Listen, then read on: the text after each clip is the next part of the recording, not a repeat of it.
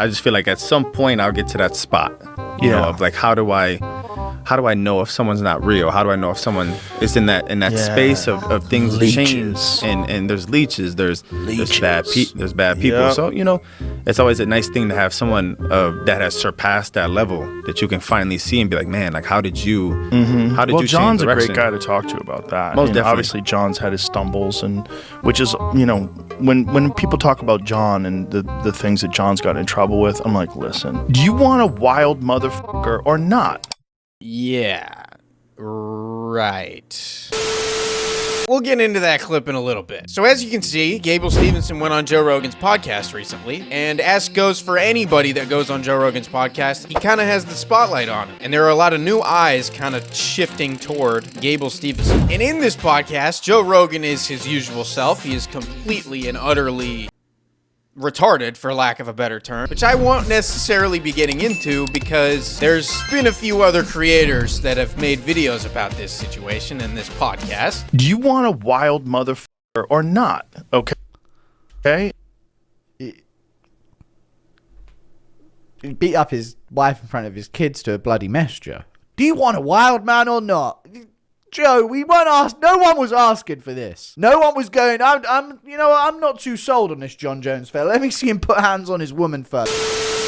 So for new MMA fans, or maybe just casual fans, if you don't know who this guy is, that is what I'm here for. So, Gable Stevenson, who the hell is he? His collegiate career started at the University of Minnesota, where he wrestled at heavyweight. He was a two-time NCAA Division I national champion and five-time All-American. This is kind of where all the buzz is with Gable Stevenson. His wrestling is so top-notch, and he's so athletic and big at the same time that he's gonna just naturally be a problem at heavyweight, because we literally have multiple fighters on the roster who are maybe a couple McDonald's trips away from being on Weight Watchers, and that's not an exaggeration either. As goes for his collegiate career, we'll get back to that in a second. He then won Olympic gold in men's freestyle heavyweight wrestling at the 2020 Tokyo Games. Following this, he then got signed to the WWE in 2021. When he got signed by the WWE, he's not the most, like, cocky, flamboyant.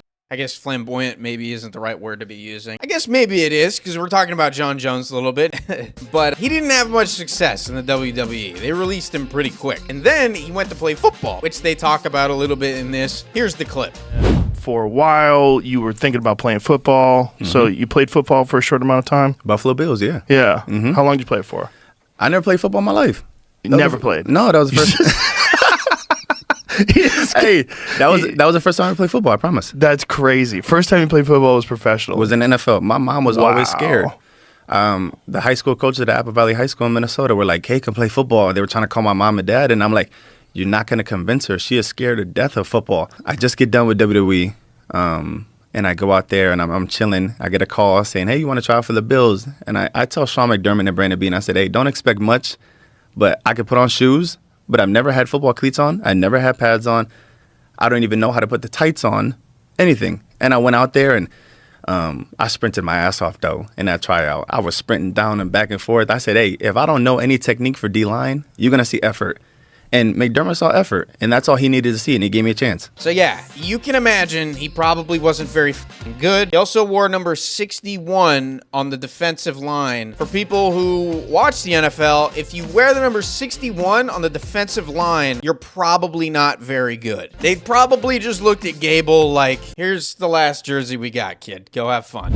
And that was in 2024. So then, after that, he was introduced to Jon Jones. And you're probably wondering, how the hell did that work out? Gable Stevenson was a collegiate wrestler. He did it in the Olympics, and then he went to WWE, and then he's a football player. How does Jon Jones connect into this? Well, Jon Jones slid into Gable Stevenson's DMs, as any male friendship starts. What? And we can only imagine what it is that he actually said, but this is where we get to this clip right here. It's always a nice thing to have someone that has surpassed that level that you can finally see and be like, man, like, how did you change Jon's direction? a great guy to talk to about that. Well, Jon Jones is just the perfect guy to go to for life advice. He's been through everything. He knows how to handle everything. Officers, I hate you. I hate you. He's very in tune with how to deal with things. Did you just hear a gunshot? I did it. You did hear one? Yeah, I did. Where'd it come from? Who knows?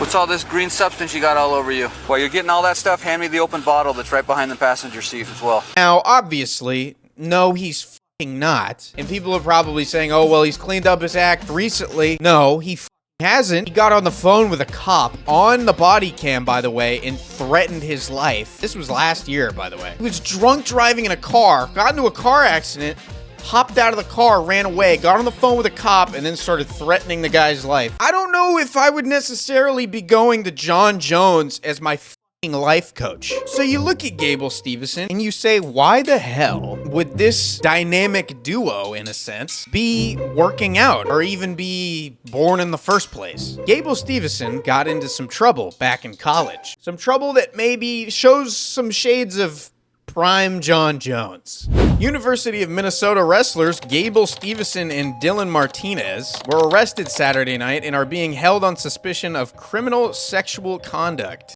But basically, why'd my fucking monitor just turn off? So I'll save you some reading here and tell you what exactly happened. Eventually, the charges got dropped. There are often conflicting versions of what happened, and this case is no exception. In the interest of justice, there is inadequate evidence to fairly charge and prosecute this case. Freeman also hinted that alcohol may have been involved, saying that under Minnesota's current laws on intoxication and a victim's ability to give consent, his office was restricted in how it could bring charges in this case. So to fucking dumb this down for you, Gable Steveson goes to a party. He sees a woman. He allegedly rapes this woman. She then goes to the hospital and then goes to press charges against Gable Steveson and his teammate Dylan Martinez for raping her. It then comes about that alcohol was involved. And if alcohol was involved under Minnesota law, they can't really tell if she actually gave consent or not. So, I'm sorry for laughing, but just the similarities here between Gable Steveson and Jon Jones are just... it's uncanny. So, as far as this dynamic duo that we have, this jumps off the page. And now I'm gonna give, maybe this is my hunch that I have on the situation. From my perspective, Jon Jones has a little bit of an issue with women around him. When Jon Jones maybe gets a little bit of alcohol in him, he starts to feel these insecurities come out where he starts to get mad at himself that he doesn't like women, eventually leading to him beating his wife, as he does. Jon Jones then sees Gable Steveson, combat sports athlete, also has a history of abusing women. Maybe there's some common ground here. Gable, would you care to go for a roll this weekend? Would you care to go for a quick jiu-jitsu roll at the gym, Gable? Gable, do you want to get into MMA, Gable? Maybe he was looking for some common ground. Who knows? That's my hunch. I see the game, John. You think we can't tell, bro? Come on. You know what you're doing, John. You want to sleep with the guy, just ask to sleep with him. No.